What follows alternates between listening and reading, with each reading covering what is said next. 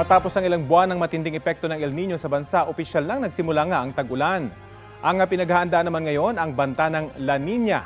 At pag-usapan natin yan kasama si Task Force El Nino spokesperson ASEC Joey Villarama. Magandang umaga at welcome muli sa Balitang Hali. Magandang umaga, Rafi. Magandang umaga, Connie, at sa inyong mga taga-subaybay.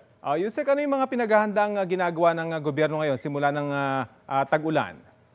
Actually, since the start of the year pa naman, dahil same naman yung Task Force El Nino at La Nina, ongoing na yung flood control project. So meron ng nakompleto na 4,700 flood control projects ng DPWH.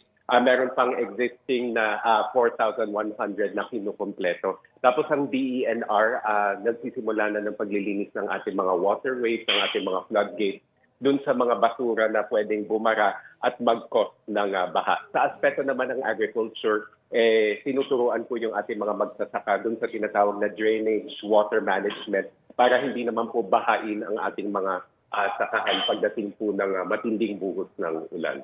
Bagamat magkaibang extreme weather phenomenon, ASEC, ang El Nino at La Nina, paano po magta-transition yung gobyerno sa epekto naman ng La Nina? Opo, aside po from dun sa mga nabanggit ko, parang naging test case natin itong si Typhoon Aghon. No? So, although handa naman yung gobyerno sa pagpasok ng bagyo, meron tayong damage to property, meron din casualty.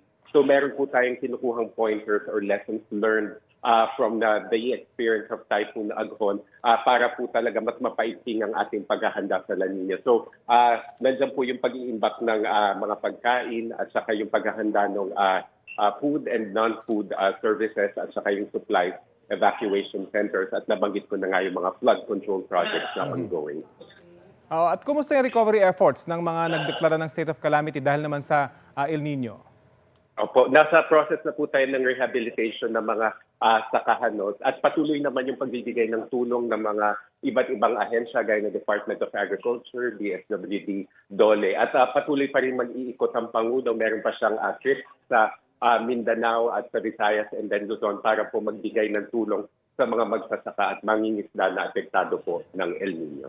Okay, maraming salamat. Task Force El Nino spokesperson ASEC Joey Villarama. Kapuso, alamin ang maiinit na balita. Bisitahin at mag-subscribe sa GMA Integrated News sa YouTube. Sa mga kapuso abroad, samahan nyo kami sa GMA Pinoy TV at sa www.gmanews.tv.